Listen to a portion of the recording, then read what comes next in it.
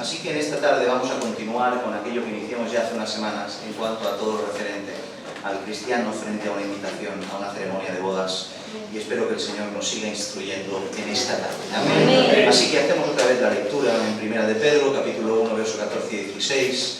14 hasta el 16. Aunque no tocaremos el texto, lo tocaremos más para adelante. Vamos sobre la marcha, conforme el Señor nos va diciendo, así vamos haciendo. Y creemos que es lo que el Señor quiere. Amén. Y dice la palabra del Señor así, Primera de Pedro, capítulo 1, versos 14, 15 y 16. Como hijos obedientes, no os conforméis a los deseos que antes teníais estando en vuestra ignorancia, sino como aquel que os llamó es santo, sed también vosotros santos en toda vuestra manera de vivir, porque escrito está, sed santos, porque yo soy santo. Amén. Amén a su palabra. Amén, amén a su palabra. Amén. Bien. En el día de hoy, como he dicho, vamos a continuar con nuestra serie de sermones acerca de ciertos aspectos importantes a tener en cuenta en cuanto a lo que a una boda se refiere. Para recapitular un poco y ponernos un poquito en el contexto, en el primer sermón nos esforzamos por dejar bien claro de que nuestra decisión a la hora de declinar algunas invitaciones de bodas, no todas obviamente, no se debe a la boda en sí misma, sino al contexto y la forma en la cual ésta se celebra, porque dejamos bien claro que las bodas son de Dios. Amén. En el segundo sermón expusimos las causas principales por las cuales tomamos la decisión de no asistir a ciertas celebraciones y ceremonias de bodas, causas como la música y el baile, como la ausencia de recato, como el alcohol, y lo peor de todo, que en muchas ocasiones todas estas celebraciones, todo esto que estamos hablando, lo vemos en un contexto cristiano y dentro de personas que son cristianas y asisten a las iglesias. En el día de hoy vamos a continuar atendiendo algunas de las objeciones o excusas más comunes a la hora de justificar la asistencia como cristianos a este tipo de bodas, ya que esto nos ayuda a entender y nos pone en orden bíblico en cuanto a lo que tenemos que hacer, y si hay algo que se pasa por nuestra cabeza, pues el Señor, por medio de las Escrituras, nos lo aclare. Amén. Amén. Quiero aclarar que no siempre las objeciones están en un contexto de excusa, nacido de un corazón carnal alejado de la voluntad de Dios. No siempre es así. En ocasiones las objeciones nacen del corazón ignorante de una persona, o quizá también nacen desde la plena convicción de que sus acciones son lícitas en cuanto a lo que el Señor aprueba, o quizás también nacen de la propia necesidad de la autosugestión por el temor a enfrentar las consecuencias de la obediencia. Amén. Gloria al Señor, ¿estamos aquí? Amén. No obstante, de una manera o de otra, no cambia la situación de que sean objeciones o excusas o posturas que, según las Escrituras, están equivocadas. En el sermón anterior ya hablamos sobre dos de las objeciones, o pasamos por encima, dos de las objeciones comunes que se utilizan para justificar la asistencia a cualquier tipo de celebración de bodas sin mirar absolutamente nada. Una de ellas tiene que ver con la unidad del Espíritu, cosa a la cual dejamos claro que la unidad del Espíritu no puede mantenerse a cualquier precio. Amén. Amén. Amén. Amén. Gloria al Señor. Es importante que se centren en mí, de verdad. Como decíamos, una de ellas tiene que ver con la unidad del Espíritu, cosa a la cual dejamos bien claro que esta unidad del Espíritu no se puede mantener a cualquier precio. Y precisamente porque es unidad de Espíritu, es que en ocasiones, para mantener dicha unidad, tenemos que romper la unidad de la carne. Otra de las objeciones que estuvimos atendiendo está en aquellos que admiten lo que ocurre señalándolo como pecado, por tanto se abstienen de ir al local o a la sala donde se celebra todo, pero deciden que acudirán a la ceremonia que se celebra en la iglesia. Pero dejamos bien claro que eso es peor, y es peor lo que se hace en la iglesia que lo que se hace en la sala. Ya que mientras que en la sala ya todo está en un contexto de pecado, en la iglesia se toma el nombre del Señor en vano. ¿Se acuerdan de todo esto? Amén. Así pues, habiendo recordado esto, comencemos con la primera objeción que nos va a ocupar en el día de hoy. Y permítanme tener paciencia para explicarlo, ya que esto se tiene que hablar despacio. El primero de los puntos a resaltar, creo que es uno de los más frecuentes, y es el que tiene que ver con el amor al prójimo. La premisa es la siguiente: aceptaré la invitación a una boda, sea como ésta sea, ya que las Escrituras nos enseñan que tenemos que amar a nuestro prójimo y rechazarla no solo no demuestra mi amor al prójimo, sino que incluso puede hacerles daño. Esa es la premisa y la objeción. Mis hermanos, todos sabemos que el amor es la fuente, el motor y el centro que mueve el Evangelio. Amén. Por amor es que fuimos salvados, por amor es que Dios mandó a su Hijo a morir en una cruz, por amor es que perdonamos y extendemos la mano a nuestro prójimo, por amor es que obedecemos, por amor es que caminamos, y todos estaremos de acuerdo.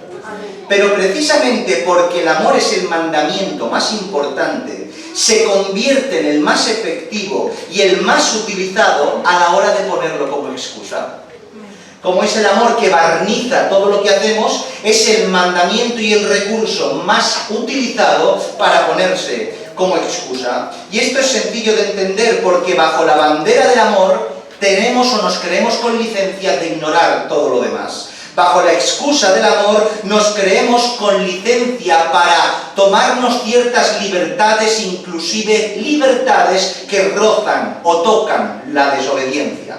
Nos amparamos bajo su bandera para no reprender al hermano que peca, no vaya a ser que con mi reprensión se marche de la iglesia.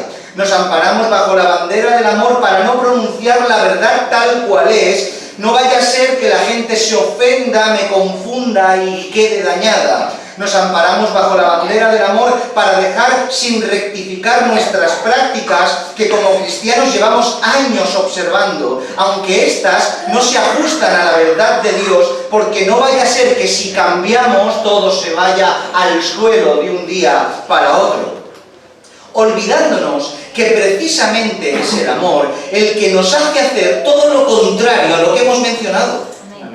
Por amor es que reprendemos, por amor es que exhortamos, por amor es que nos alejamos, por amor es que enunciamos la verdad. Amén. Escuchen esto, nunca en las Escrituras el amor al prójimo está en un contexto de hacer algo malo por amor, sino todo lo contrario. No se pueden hacer cosas malas por amor. La Escritura demuestra todo lo contrario.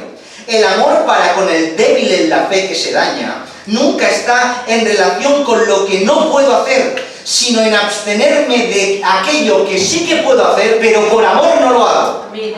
En otras palabras, el amor bíblico me dice que por amor, aun pudiendo hacer algo que no es pecado, no lo haré por amor al prójimo. Porque el débil no se daña porque no le acompañas a hacer lo malo. El débil se daña porque desde su celo e ignorancia ve pecado donde quizá no lo haya. La debilidad del débil no es que se enfada contigo porque no lo acompañas a pecar, sino porque haces cosas que para él son pecado, porque el débil en la fe es más sensible que nadie al pecado.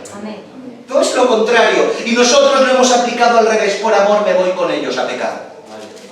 La Biblia no dice tal cual cosa.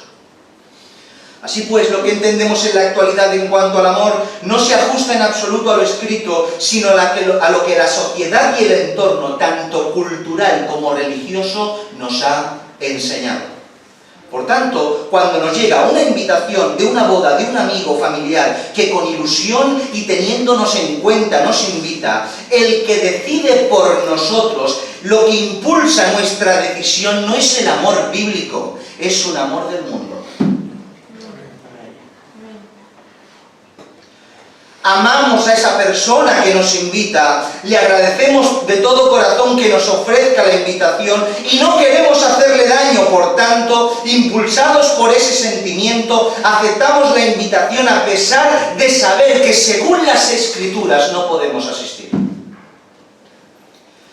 Pero como hemos dicho hace un momento, precisamente el amor bíblico es el que nos lleva a declinar la invitación, Amor, en primer lugar, a nuestro Padre Celestial. Amor a su palabra y a lo que nos ordena y nos enseña. Y amor a nuestro prójimo para enseñarle no solo con nuestras palabras, sino con nuestros hechos, qué es lo que no le agrada a Dios. Pero mis hermanos, seamos sinceros, no todas las invitaciones se aceptan por un amor genuino a la persona que tenemos delante, sino que en muchas ocasiones la excusa se eleva a su nivel máximo de esplendor. Y con esto me refiero que ni siquiera el amor en la carne es lo que le impulsa a la gente a aceptar, sino excusarse con el amor para satisfacer los deseos de su propia carne. Seguimos. El segundo argumento que en ocasiones ponemos tiene que ver con las mismas bases o impulsos en cuanto a esta manera tergiversada del amor, y tiene que ver con aquello que sentimos. Poner el sentimiento por encima de todo. La premisa de esta objeción es simple y reza de la siguiente manera: es que a mí no me hace daño, y es que yo no me siento mal por estar. La persona que sostiene este argumento no desmiente las verdades en cuanto a lo que ocurre en estas bodas que se celebran fuera de la voluntad de Dios. Ven y admiten el pecado que se cometen en ellas, ven que no se celebran en el orden que a Dios le agrada, entienden e incluso defienden que no debería ser así, que no se debería hacer esto, pero aún a pesar de tales afirmaciones, acuden como cualquier otro, sosteniendo que al no golpearles y al no hacerles daño, están con paz en el Señor, pudiendo asistir así sin ningún tipo de problema.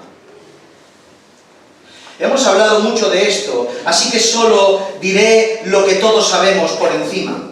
Y es que lo que sentimos es absolutamente irrelevante en cuanto a aquello que determina lo que tenemos o lo que no tenemos que hacer. Las Escrituras en ningún momento nos enseñan a depender de nuestros sentimientos, sino todo lo contrario.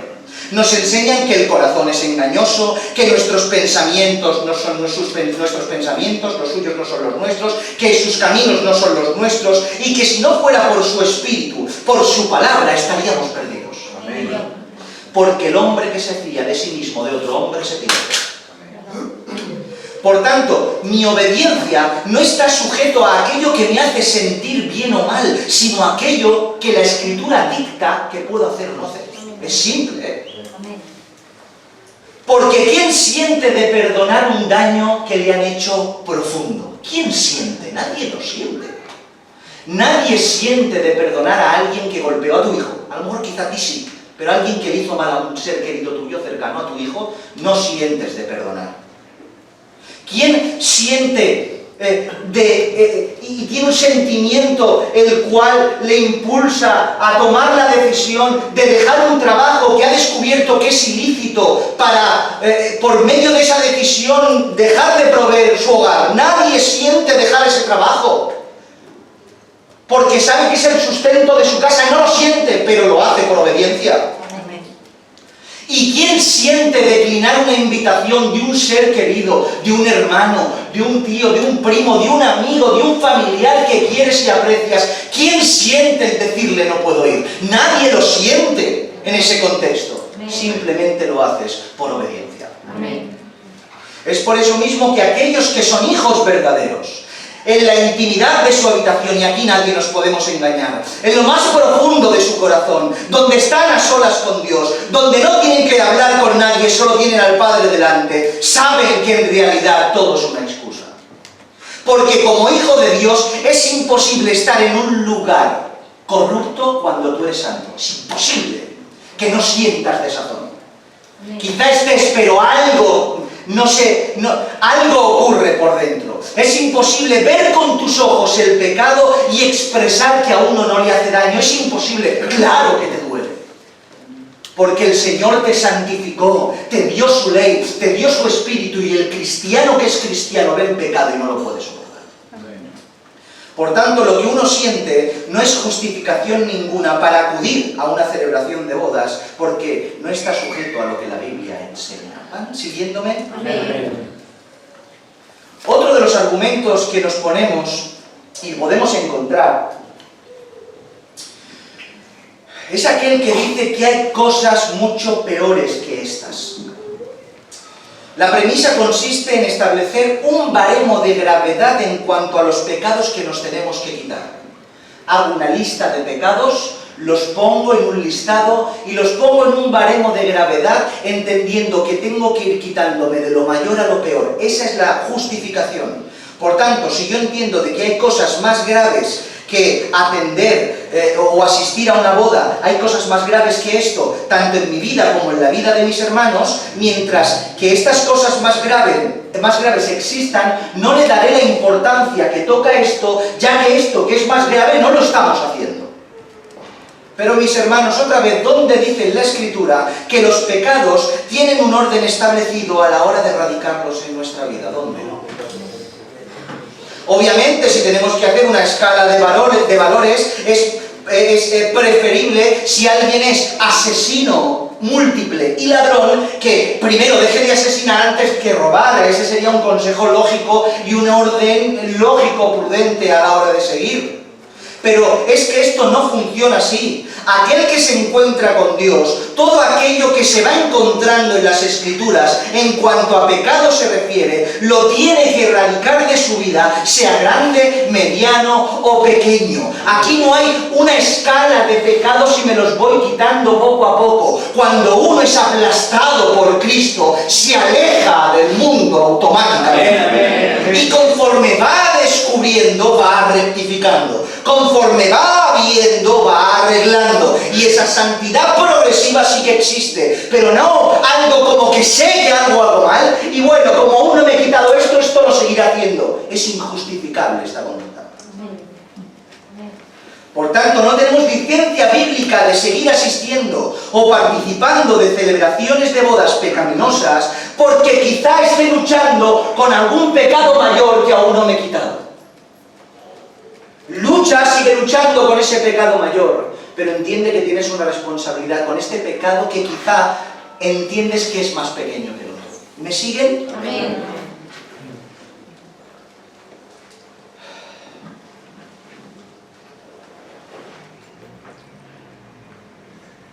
El último argumento que atenderemos en el día de hoy es el que sostiene que debemos ser luz. Somos luz. Tenemos que ser luz. La premisa es la siguiente. Acepto la invitación a cualquier boda, se celebre en el contexto que se celebre, porque tenemos la obligación de ser luz al mundo. Por tanto, acepto la invitación, pero no participo de su pecado, sino que doy un buen ejemplo de conducta. No me emborracho, no visto indecorosamente, procuro solo hacer un baile protocolario con los novios en el momento de la entrada y luego me quedo en un rincón sin participar de la celebración. A ver, pongámonos un poco en contexto e intentemos explicar un poco de cerca este argumento en el cual es el que nos vamos quizá a extender un poquito más y terminar. La base principal de este argumento nace de una verdad irrefutable. Esta base principal que sostiene este argumento, que muchos hemos puesto en muchas ocasiones, porque todos nos incluimos, todos hemos hecho esto, yo el primero. La base principal de este argumento, como digo, nace de una verdad bíblica irrefutable. Mateo capítulo 5, verso 14 al 16 dice lo siguiente: vosotros sois la luz del mundo. Una ciudad asentada sobre un monte no se puede esconder, ni se enciende una luz y se pone debajo de un almud, sino sobre el candelero, y alumbra a todos los que están en casa. Así alumbre vuestra luz delante de los hombres, para que vean vuestras buenas obras y glorifiquen a vuestro Padre, que está en los cielos. Amén a su palabra. En esta porción de las Escrituras podemos ver cómo nuestro Señor Jesús, en uno de sus más significativos sermones, enseña a su pueblo que no fueron rescatados para caminar de la manera en la cual lo hacían en otro tiempo, sino que ellos fueron escogidos para ser una lumbrera en medio de las naciones, para que fueran la luz del mundo. Sin entrar en detalles, porque no es lo que estamos atendiendo en el día de hoy, diremos que ser luz, de una manera muy reducida, ser luz del mundo, tiene que ver con alumbrar con la luz de Dios por medio de su Hijo, que se refleja a través de nosotros. En otras palabras, ser un reflejo de Cristo en la tierra. Eso es ser luz al mundo. Esto solo ocurre cuando en primer lugar sufrimos el milagro de la regeneración y en consecuencia reflejamos esa luz por medio de nuestro cambio de vida absoluto. O sea, escuchen esto que es muy importante. No somos luz sin más. No somos luz sin más. No somos luz sin hacer nada. Somos luz porque nuestra manera de vivir cambió. Viéndose reflejado por medio de nuestras palabras y por medio de nuestra conducta. Decir que eres luz no alumbra. Ser luz lo hace. Esta forma de describir lo que es luz del mundo es muy fácil de ver por todas las Escrituras, ya que esto es lo que Dios exige a su pueblo, exige a todo creyente verdadero, y estos lo han hecho a lo largo de la historia de la vida de los creyentes, por la Escritura y en la historia del cristianismo. Esta forma de describir lo que es ser luz del mundo, como digo, sobre todo se ve reflejada en ¿quién? ¿Dónde tenemos el ejemplo por autonomasia de lo que es ser luz? En nuestro Señor Jesucristo. En Juan capítulo 3, verso 19 dice, y esta es la condenación, que la luz vino al mundo, y los hombres amaron más las tinieblas que la luz, porque sus obras eran malas. Podemos ver cómo Jesús es la luz por autonomasia. Amén. La luz de la eternidad, la luz de la perfecta santidad, la cual irrumpió en el mundo de los hombres. Pero, ¿cómo es que esta luz fue manifestada a la humanidad?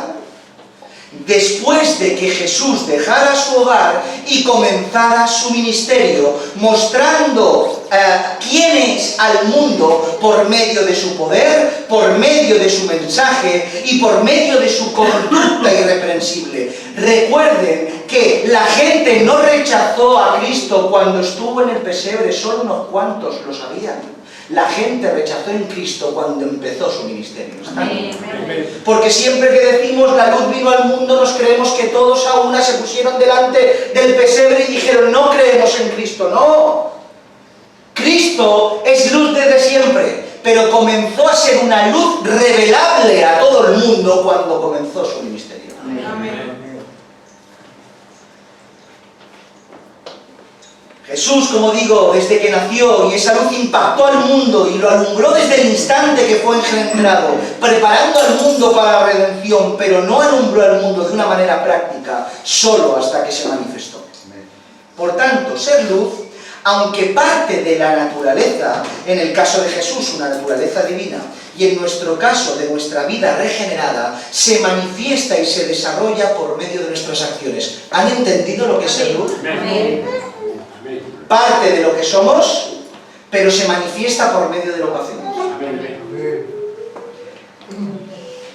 Bajo esta verdad y breve explicación de lo que es ser luz, aquellos que usan este argumento de ir a una boda para serlo, bien pudieran estar en lo cierto, ya que muestran por medio de no participar de lo explícitamente pecaminoso una conducta diferente. No bebo, no me emborracho, no visto indecorosamente, ni aparto en un lado. Soy luz, pero para nada más lejos de la verdad, mis hermanos. En primer lugar, porque la luz no puede mezclarse con las tinieblas. Y aunque ya explicamos esto en varias ocasiones, leamos el verso nuevamente y maticemos algo más, si cabe. Segunda de Corintios capítulo 6, versos 14 en adelante, dice lo siguiente: no os huyáis en yugo desigual con los incrédulos, porque ¿qué compañerismo tiene la justicia con la injusticia? ¿Y qué comunión la luz con las tinieblas? ¿Y qué concordia Cristo con Belial? ¿O qué parte del creyente con el incrédulo? ¿Y qué acuerdo hay entre el templo de Dios y los ídolos? Porque vosotros sois el templo de Dios viviente. Pero Dios dijo: habitaré y andaré entre ellos, y seré su Dios, y ellos serán mi pueblo. Por lo cual, salid de en medio de ellos y apartaos, dice el Señor, y no toquéis lo inmundo, y yo os recibiré, y seré para vosotros por Padre, y vosotros me seréis hijos e hijas, dice el Señor Todopoderoso. Amén. Podemos notar sin ningún tipo de duda que la luz es luz precisamente porque nada tiene que ver con las tinieblas y éstas no se mezclan entre sí. Pero nosotros con nuestra obstinación seguimos haciendo caso omiso a la palabra de Dios y sin darnos cuenta que es el único propósito que tiene Dios para con nosotros. ¿Entiendes que Dios como hijo suyo que eres te quiere y quiere liberarte del mal?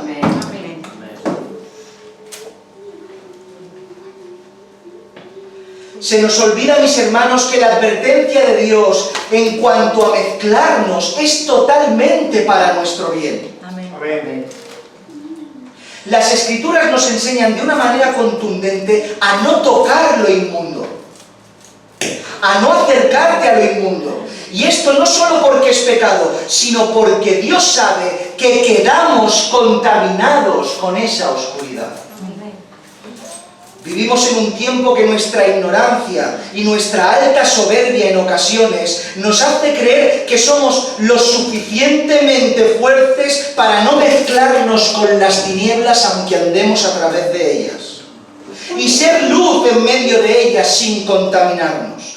Expresiones como nada van a poner en mí son habituales en estos discursos que justifican estas conductas. Pero podemos ver en las Escrituras cómo esto es todo lo contrario. El sacerdote que tocaba lo inmundo, aunque estaba santificado, iba con el sacrificio, iba con la ropa sacerdotal y dispuesto a sacrificar en el templo, cuando tocaba lo inmundo, se quedaba él contaminado y no purificaba lo que tocaba. Amén. Y el Señor no le ordena al sacerdote, tranquilo, yo estoy contigo, sé fuerte, y todo lo que toques inmundo se purificará por tu mano que es la mía. No, sino dice, huye de lo inmundo, no toques lo inmundo, y si lo tocas, apártate, ya no tienes licencia para ir al templo. Porque Dios entiende que aquello que procede de la tiniebla, aquello que es inmundo, aquello que Él no aprueba, nos contamina y no lo contrario. Hay una anécdota preciosa que refleja esto muy claramente y seguramente lo entienden de esta manera. En cierta ocasión, una niña insistía a su padre para que le permitiera acudir a una fiesta de fin de curso en el colegio. Su padre le dijo que no podía ir porque hacían cosas ilícitas, que no podía ella estar en esos lugares. La niña decía que solo iba por compromiso, para no hacer daño a sus compañeros y profesores, y que no iba a participar de nada de lo que se hiciera. El padre insistió que aunque no hiciera nada, de una manera indirecta iba a quedar afectada por el ambiente. Este padre, para enseñarle una lección a su hija, le insistió que al día siguiente le acompañara al trabajo. Este padre tenía como oficio la minería, era minero, y se llevó a su hija a la mina a trabajar. El padre le dijo a la niña, quiero que vengas conmigo a trabajar, entres dentro de la mina conmigo, pero no hace falta que toques una piedra, no hace falta que toques una carreta, no te pido que toques un pico, simplemente quédate al lado mío de pie sin hacer absolutamente nada ni tocar nada. La niña diligentemente hizo lo que su padre le dijo y cuando terminó la jornada de trabajo salieron de la mina y el padre le dijo a la niña, hija mía, observa tus vestidos y observa tus manos. Para sorpresa de la niña, aunque no hizo absolutamente nada, ni tocó absolutamente nada, la niña estaba completamente manchada con la suciedad que producía el ambiente de la mina. Entendiendo así automáticamente la niña, sin que el padre le hiciera ninguna aplicación, que estar en un lugar en el cual haya tiniebla, aunque no la toque, te quedas contaminado con ese ambiente. Porque cuando la luz no se manifiesta como la Biblia dice, uno queda contaminado por la tiniebla del ambiente. ¿Entienden esto? Amén. ¿De verdad que lo están entendiendo? Amén.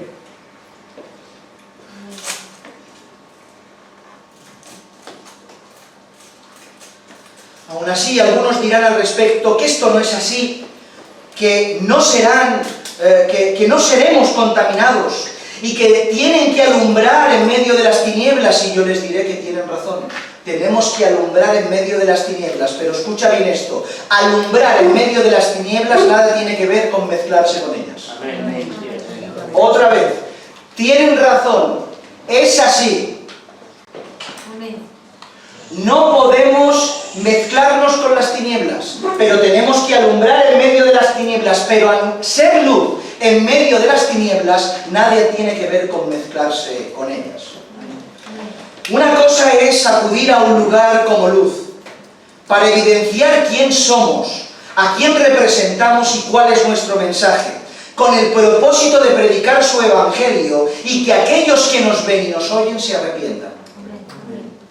Y otra cosa muy distinta es acudir a un lugar, pasando inadvertido, como uno más en medio de la multitud, mezclándote con ellos y con el entorno. Es una cosa muy diferente. Mire, les hago una pregunta. ¿Qué diferencia hay entre un cristiano en una boda que se mantiene más o menos al margen de todo, a un inconverso que no bebe, que no fuma, que no es amigo de los actos multitudinarios? ¿Qué diferencia hay? Se la digo, ninguna diferencia. Ambos se mantienen al margen de lo que tiene que ver con la participación activa de la celebración. No beben, no bailan, no cantan y están en un rincón viendo pasar el tiempo. Por tanto, por esta regla de tres, el antisocial e introvertido y aquel que no es amigo de las multitudes y de este tipo de celebraciones también es luz del mundo como el que más, en medio de una boda. ¿Por qué? Porque no hace nada. Está al margen de todo, pero no es luz, es antisocial. Pero bajo estos parámetros está siendo luz en medio de la tiniebla. ¿Qué va? Porque eso no es ser luz. Mis hermanos, en mi opinión, diría que incluso ese tipo de conducta entra dentro de una clara falta de respeto a aquellos que con agrado nos invitan. Esta es mi opinión personal. Creo que es una falta de respeto este tipo de conducta para aquellos que con agrado nos invitan. No porque el que te invita y quiere que te emborraches o que seas el alma de la fiesta, pero estoy seguro que el que te invitó le gustaría que te alegraras con su alegría y no estuvieras con la cara mustia en una esquina. Le gustaría que bailaras con los novios más de 20 segundos protocolarios al empezar, sino que estuvieras en esa fiesta con regocijo y con alegría. Verte desde tu lugar cantar y tocar palmas e interactuar con el resto de familiares invitados y todo este tipo de cosas que en vez de verte en un rincón, mustio, triste y amargado y deseando irte, no procede. Mis hermanos, cuando en las Escrituras vemos lo que es ser luz a los demás, lo vemos de dos maneras diferentes, de una forma pasiva y de una forma activa. Y ambas son necesarias e imprescindibles. Cuando hablamos de una forma pasiva, no me refiero a no hacer nada, sino me refiero a nuestra conducta de obediencia que forma parte de nuestro diario vivir, en cuanto a los mandamientos que guardamos, en cuanto a su ley nos enseña que tenemos que hacer todos los días de nuestra vida. En cuanto a todas esas restricciones que Dios nos pone en nuestro día a día respecto al no harás de Dios. Cómo hablamos, cómo vestimos, cómo nos comportamos en nuestro trabajo y allá donde estemos, etc. Todo lo que tiene que ver con nuestra conducta diaria en todos los diferentes ámbitos de nuestra vida. Esto alumbra de una forma que ni nos imaginamos, porque aunque no lo creas, la gente te ve. Dicen que les da igual, que te ignoran, pero la gente te mira. ¿Por qué te crees que todo el mundo lo sabe todo? Porque viene una revelación del cielo, porque te investigan, te miran, y quieren saber de ti. Aunque te rechacen, les interesa lo que haces. La gente te ve.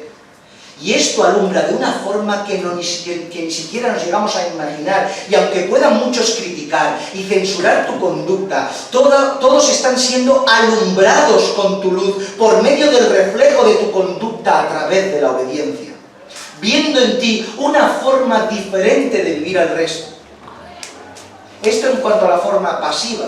Pero la forma activa de ser luz tiene que ver con aquello que hacemos en obediencia, en cuanto a aquello que Dios nos ordena activamente que hagamos, formando parte activa de una congregación local y todo lo que eso conlleva, ayudando a nuestro prójimo y al necesitado en general y todo lo que eso conlleva, o como no, predicando el Evangelio cuando tenemos ocasión. Esto hace que aquellos que nos observan no solo sean alumbrados con la luz que desprendemos del día a día, sino también por tu servicio activo en el Señor. Dicho de otra manera, somos luz por medio de aquello que abandonamos en obediencia y por aquello que tomamos en obediencia. Así pues, entendemos que ante la decisión de aceptar o rechazar una invitación a una boda, la cual sabemos que no se ajusta a la voluntad de Dios, nos compromete esta verdad a ser luz de una u otra forma en la cual hemos mencionado. Tenemos que ser luz, amén. Pero de estas formas que hemos mencionado, la primera, que movido por Dios, y de una forma que solo los santos profetas, los apóstoles y, cómo no, nuestro propio Señor Jesucristo hacían. Y es que en medio de estos acontecimientos, en medio en este caso de una boda, sea en la ceremonia o sea en la sala, uno se levante movido por el celo de Dios, la santidad que lo impulsa, y lleno del Espíritu Santo, y desde su lugar y con la Escritura en su boca y en su mano, señale con el dedo y predique el Evangelio. No se asusten. Esto es algo que de continuo vemos en las Escrituras. ¿O qué creen que cuando el Señor hizo un azote de cuerdas no estaba en un lugar inoportuno para todos? Que estaban en el templo empezando a tomar los sacrificios para comenzar a hacer la hora del culto, para que me lo entiendan. Y él vino a la hora del culto y lo tiró todo por el suelo. Fuera púlpito, fuera sillas y fuera todo. Denunciando y siendo luz en medio de tanta tiniebla. Eso es ser luz. En medio de un lugar que no honra a Dios, sino quedándose en una esquina, comiendo, riendo y dejando pasar el tiempo. Pero mis hermanos, esta forma de ser luz activamente, aunque pueda ajustarse a las Escrituras, para nada es prudente y aconsejable en la actualidad y en el contexto en el cual vivimos. No es prudente hacerlo mencionado. Y por motivos muy sencillos de entender, y lo van a entender, y el más relevante es que no tenemos el nivel de santidad, altura y apego para poder hacerlo. No tenemos ese nivel de apego, de santidad, de testimonio para poder hacer tal cosa. No vivimos de una forma tan elevada para ponernos en esa tesitura. No vivimos de una forma tan apegada a Dios como para tener garantías de que esa sea la voluntad de Dios explícita para tu vida en ese momento. Quizás si tienes ese celo lo tienes que controlar porque tienes que analizar el estado de tu persona. Con lo cual, aunque quizás sea una forma bíblica de actuar, no es prudente por causa de nuestra condición. Bíblica, pero nuestra condición no lo impide. Por eso la opción pasiva de ser luz, por causa de nuestra condición y contexto, es la más prudente, cabal y bíblica que podemos manifestar en esta situación. ¿Cuál? Pues que después de ser invitados a una boda, y sabiendo en qué contexto se va a celebrar, la rechacemos con respeto y agradecidos por la invitación, si es que ésta no se ajusta a las Escrituras. Y si vemos prudente el poder dar una explicación de nuestra decisión, hacerlo desde la santidad y no desde la soberbia, hacerlo desde el amor y no desde el desprecio, y hacerlo entendiendo quién tenemos delante, para ver si es que el Señor me da gracia, y por medio de explicarle los motivos de mi santidad, pueda hacerle cambiar de opinión o hacerle que se arrepienta y cree en Cristo. Amén. Esa forma de actuar por medio de declinar voluntariamente el participar de lo que Dios nos prohíbe, sí que es luz en todos los aspectos. Somos luz porque actuamos como Él nos enseñó, ya que por nuestra abstención no nos mezclamos con las tinieblas, sino que nos unimos a la luz de su santidad. Somos luz porque reflejamos la luz de Cristo en nuestro camino por medio de nuestras decisiones. Somos luz porque con nuestro no dejamos nadie indiferente. Porque con tu no te preguntan por qué no. Y ya tienes la posibilidad, si el contexto te lo permite, de abrirle tu corazón y las Escrituras. No con desprecio ni con soberbia, ni encima de un pedestal, porque todos nosotros hemos estado en la misma situación. Yo el primero. Pero ya que hemos sido alumbrados, tenemos la posibilidad con un no de ser luz. Y si es que ni te preguntan ni te rechazan, ya habrás hecho la labor de lo que es ser luz. No dejar a nadie indiferente. Porque la luz vino al mundo y la gente no se quedó indiferente. O la abrazaron o la rechazaron. Pero no indiferencia. Y ese no tuyo en santidad hace que crean o te rechacen. Y las dos cosas son necesarias. ¿Entiendes esto? Dicho esto para concluir, seamos sinceros, mis hermanos. Esta forma de actuar, esta forma antibíblica de ser luz, ¿acaso alguna vez ha sido efectiva? ¿Pero de qué estamos hablando? ¿Es que acaso hemos tenido éxito en algún momento? ¿Cuántos años llevas de creyente diciendo y contando el mismo discurso? ¿Cuántas veces yo lo he hecho? ¿Dónde ha estado el fruto? Nunca ha habido arrepentimiento. Nunca ha habido un cambio de parecer. Nunca nadie se ha dado cuenta de la verdad porque ha sido luz en medio de la tiniebla. Nunca ha habido cambio. Después de 50, 60, 100 años de evangelio, todo sigue igual, rectifico, todo sigue peor.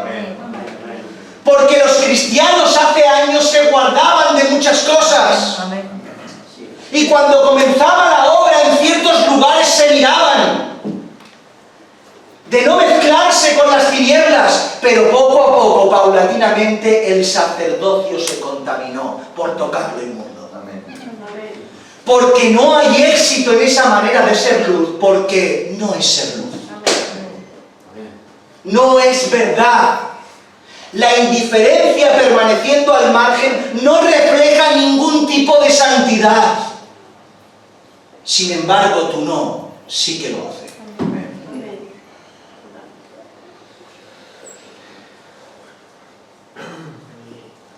Que nuestra vida de evangelio, ya que nos cuesta tanto, mis hermanos, nos cuesta tanto, que obtengamos fruto, mis hermanos. Por eso no se trata de mí, no se trata de usted, no se trata de los que nos guste, no se trata de aquello que nos conviene, no se trata de aquello que nos apetece más, se trata de Dios y de su palabra.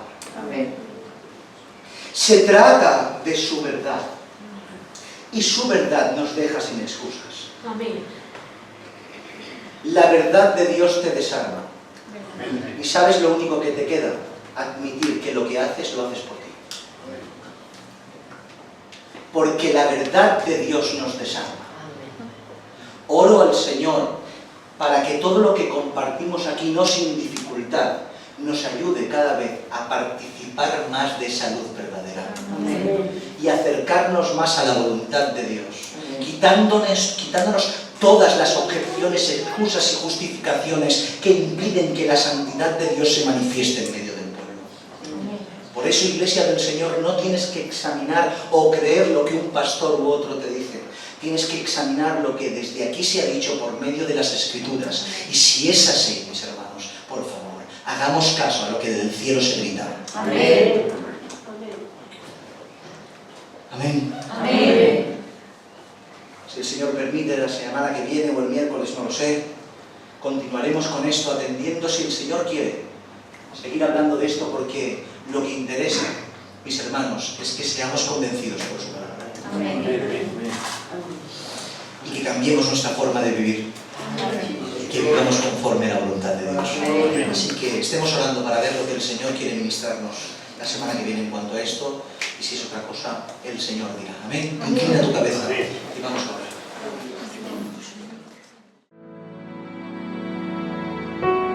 orar.